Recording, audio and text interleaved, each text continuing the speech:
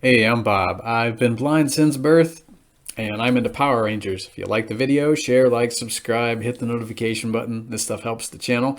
I'm holding the box set in my hands again. We're talking about episode 11 of Mighty Morphin Power Rangers today. No clowning around. And this one aired on September 17th in 1993. I used to own this one on VHS when I was a kid. I picked it up from the same Target during the summer in 1994 while vacationing in Memphis, Tennessee. I don't know why I remember where I picked all this stuff up, but I do for some reason. So, in the episode, the Rangers are attending a carnival. Trini's there babysitting her cousin Sylvia. Zach is trying to walk on stilts. And I guess he tries some dance moves on stilts, but that doesn't work out too well. He winds up falling down. But from what I've read and from what I've seen on interviews, I think Walter Jones is notoriously excellent for being as good a dancer as he is. So I bet he does a pretty good job. He probably would have stayed up if it hadn't called for him to fall down in the script. I kind of would like to see some more dancing on stilts. It'd be kind of cool.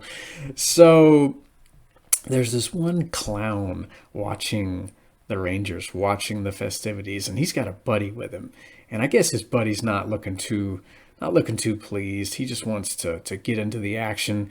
And his clown leader tells him, "Don't frown, my fellow clown. We'll get them. We'll get them all." And he cackles. And I'd seen Stephen King's It on TV a few years before when it had aired in prime time for the first time. So I kind of knew what I was in for. I wasn't terrified by this episode. I'd seen Terrifying. I had seen Tim Curry portray Pennywise, the dancing clown, and I was like, yeah, this ain't nothing. I've seen Scary. It's pretty cool though. It's pretty cool while I was watching the episode for the first time.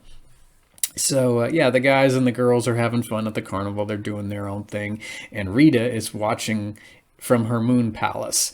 And of course, Rita is behind the carnival. She's got all the clowns there working for her, and Finster is just so happy with his latest creation. That lead clown is actually his Pinoctopus monster in human form, and he says, when the time is right, he'll turn into his Pinoctopus form and have a good day destroying the city. But he says the Pinoctopus is going to turn all the Rangers into cardboard cutouts. I guess Rita wants to display them in, I don't know, some kind of a Spencer's Gifts or something she's got up there. I don't know. Maybe she'll want to display them in her bedroom. I don't know.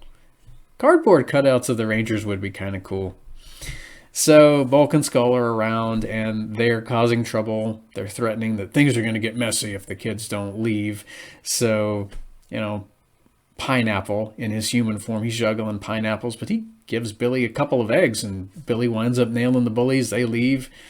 And, Sylvia is captivated by this clown. She just loves how friendly he is. She wants to hang out with him. But Trini's like, nah, we need to, see the rest of the carnival. We can come back and play with him later.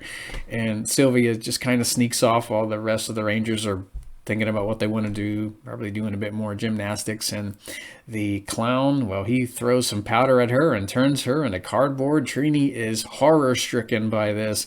And she, comes to realization, oh man, Rita's behind this carnival. I think all the other clowns are working for her. So Jason, he grabs a megaphone, and I think it's Jason, and he lets everybody know, hey, you guys need to get out of here. Rita's gonna attack the park. So everyone beats feet, and then all the clowns turn into putties, and it is not a good day. Trini takes Sylvia's cardboard form to Billy's lab. Alpha's there.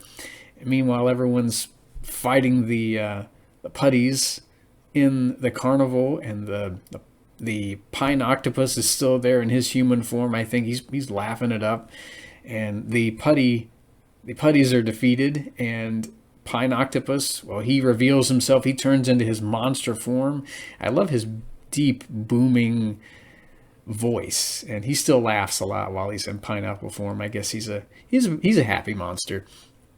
Back at Billy's lab, Trini and Alpha discover, hey, all Sylvia needs is some water. So they dump these buckets of water on the cardboard, and Sylvia turns back into Sylvia. Alpha has to skedaddle before Sylvia sees him.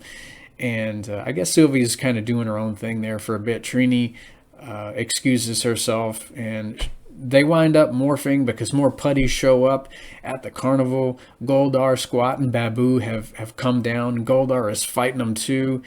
And the Rangers do turn the tide. Rita makes the Pine Octopus grow, and they summon their Dinozords, of course.